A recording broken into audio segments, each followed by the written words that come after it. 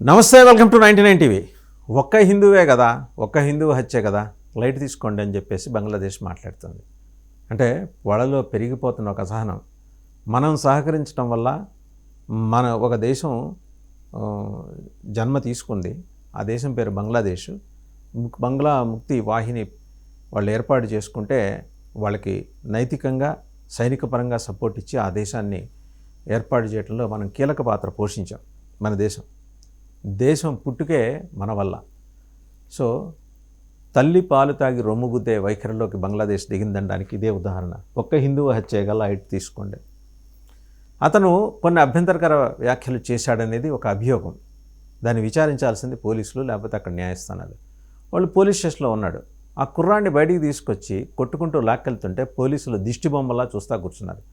Road మీద కొట్టుకుంటూ దొళ్ళించుకుంటూ తీసుకెళ్లి కర్రలతో కొట్టి చావుబాది చెట్టుకు కట్టేసి చచ్చిపోయాడని నిర్ధారించుకున్న తర్వాత కూడా పెట్రోల్ పోసి తగలబెట్టిన దుర్మార్గం అక్కడ నాట్యం ఆడుతుంటే, కరాల నృత్యం చేస్తుంటే బంగ్లాదేశ్ ఏమంటుందంటే, ఒక్కడే కదా హిందూ, ఏముంది పెద్ద లైట్ తీసుకోండి అని. అదే ఆ దేశంలో మైనారిటీలకి. ఇదే పాశ్చాత్య మీడియా వాళ్ళ దేశస్థుడు వేరే దేశంలో ఎక్కడైనా ఏదైనా ఇబ్బందులకు గురవుతున్నాడు అంటే వాలిపోతారు. స్పెషల్ ఫ్లైట్స్లో అమెరికా అయితే వచ్చి ఇడిపించుకొని మరీ తీసుకుని వెళ్తారు. వాళ్ళ పౌరులకు వాళ్ళు ఇచ్చే భద్రతది. మరి మన పౌరుల గురించి, లేకపోతే భారతదేశంలో పాలించే మెజారిటీ ప్రజలు అవలంబించే సనాతన ధర్మానికి సంబంధించి జరిగిన ఒక అమానుష మారణకాండ మీద మరి ఎందుకు మాట్లాడట్లా? ఒక్క హిందువు లైట్ తీసుకోమంటుందా బంగ్లాదేశ్? తమాషాగా ఉందా బంగ్లాదేశ్కి? అండ్ పైపెచ్చు బంగ్లాదేశ్కున్న ఒకే ఒక ధైర్యం ఏంటి? పాకిస్తాన్ సపోర్ట్.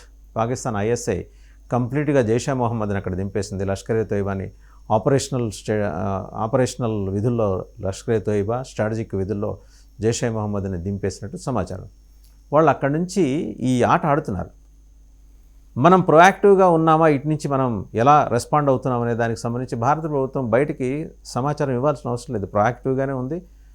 మొత్తం జరుగుతున్న సంఘటనలన్నింటినీ కూడా సమీక్షిస్తూనే ఉంది.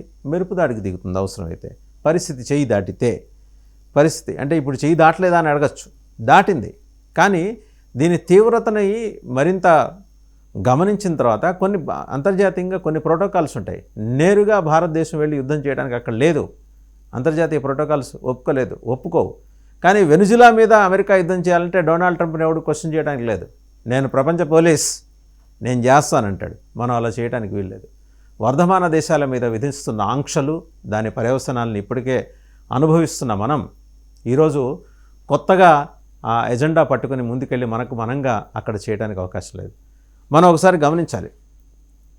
పొరుగునున్న శ్రీలంక భారతదేశం మీద ఆధిపత్యం కోసమో, లేకపోతే భారతదేశంలో కలతలు సృష్టించడం కోసమో, ఘర్షణ సృష్టించడం కోసమో ప్రయత్నం చేసినప్పుడు అక్కడ లిబరేషన్ టైగర్స్ ఆఫ్ తమిళ్ ఈలంకి మనం నైతికంగా మద్దతు ఇచ్చాం. తమిళ ఈలం ఏర్పాటుకు ఎప్పుడో శతాబ్దాల కింద అక్కడ వెళ్ళి స్థిరపడిన తమిళ హక్కుల కోసం తమిళ ఈలం కావాలి, ప్రత్యేక రాష్ట్రం కావాలని నినాదం కింద వేలుపిళ్ళై ప్రభాకరన్ని తయారు చేశాం. ఇది నగ్న సత్యం, ఒప్పుకొని తీరాల్సిందే. తయారు చేసి వదిలిన మిసైల్ తిరిగి మన నెత్తికెక్కొచ్చి డ్యాన్స్ కట్టింది. సో అదే ప్రభాకరన్ ఆధ్వర్యంలోని ఎల్టీటీఏ చేతిలో మన అప్పటి ప్రధాని రాజీవ్ గాంధీ హతమయ్యారు. ఇవాళ బంగ్లాదేశ్ ఏర్పడిందంటే కారణమైన ముక్తివాహినికి నైతిక స్థైర్యము, సైనిక పరంగా సపోర్టు ఇచ్చింది భారతదేశం. ఇవాళ అదే బంగ్లాదేశ్ మన నెత్తికెక్కి డ్యాన్స్ కడుతోంది. ఇవన్నీ వాస్తవాలు. మనం ఎవరిని పెంచి పోషించకూడదో, ఎవరికి పాలు పోసి మన బ్యాక్యార్డ్లో పెట్టుకున్న ఆ స్నేక్ బైట్ చేస్తుందని హిల్లరీ క్లింటన్ తరచూ చెప్తుంటారు. మనం పెంచుకుంటున్న పామే కదా, మన బ్యాక్యార్డ్లో కదా ఉండేది, మనం పోసే పాలే కదా తాగి పెరుగుతుంది అనుకుంటే, ఒకరోజు ఒంటికి చుట్టుకొని, రోజు వచ్చి సరదాగా మన ఒంటికి చుట్టుకొని అది మనతో ప్రేమగా ఉంటుంది అనుకుంటున్నాం. అది లెక్కేసుకుంటుంది, నేను ఇంకా ఎంత పెద్ద అవ్వాలి కంప్లీట్గా నేను ఒంటికి చుట్టుకున్న మనిషిని మింగేయటానికని. కొండ చిలువ తత్వం అది. అలాంటి రెండో కొండ చిలువ బంగ్లాదేశ్. మొదటి కొండ చిలువ చేతిలో చావు దెబ్బతిన్నాం మనం. మన ప్రధాన్ని పోగొట్టుకున్నాం. 3,000 మంది సైనికుల్ని పోగొట్టుకున్నాం. బంగ్లాదేశ్ యుద్ధం అప్పుడు కూడా మనకు వాటిల్లిన నష్టం 3,000 కోట్లు. ఈరోజు అది లెక్కేస్తే దగ్గర 2 లక్షల కోట్లు. ఎవడి సొమ్ము తీసుకెళ్ళి ఎవడి కోసమో మనం ఎందుకు పెట్టాలి? రెండోది, వాడెవడో వాళ్ళు కొట్టుకు సస్తుంటే మనం ఎందుకు ఇన్వాల్వ్ అవ్వాలి? ఈ ఫిలాసఫీని అర్థం చేసుకున్న తర్వాత ఇవాళ జరుగుతున్న పరిణామాలు చూస్తే ఒక్క హిందువే కదా లైట్ తీసుకోండి అని ప్రపంచ దేశాలకి చెప్తున్న బంగ్లాదేశ్ని మనం గట్టిగా నిలదీయలేమా అంటే నిలదీస్తాం. కానీ సమయం ఉంది. సమయం ఈసారి గడిచిన సందర్భాల్లో జరిగిన తప్పులు ఈసారి చోటు చేసుకో. ఎవరిని ఎక్కడ ఎలా స్ట్రాటజిక్గా దెబ్బకొట్టాలో భారతదేశానికి స్పష్టమైన అవగాహన ఉంది. మనం ఇక్కడ కూర్చొని జడ్జిమెంట్లు ఇవ్వటం కాదు. ఏం చేయట్లేదు భారతదేశం అని. భారతదేశం చేస్తుంది కూడా. సో ఈ క్రమంలో ఇవాళ యుఎన్ఓ నోరు మూసుకొని ఓఎల్ఎక్స్ క్లబ్గా మారిన తర్వాత యునైటెడ్ నేషన్స్ ఆర్గనైజేషన్స్ అక్కడున్న మరి ఐక్యరాజ్య సమితికి చెందిన వివిధ అంగాలు చాష్టలుడిగి పడుకున్న తర్వాత చూడగలిగి ఉండి కూడా కళ్ళకి గంతలు కట్టుకొని కూర్చున్న అగ్రరాజ్యాలు, యూరోప్, నాటో దేశాలు మాట్లాడకుండా కూర్చున్న తర్వాత కూడా భారతదేశం మాట్లాడగలదు.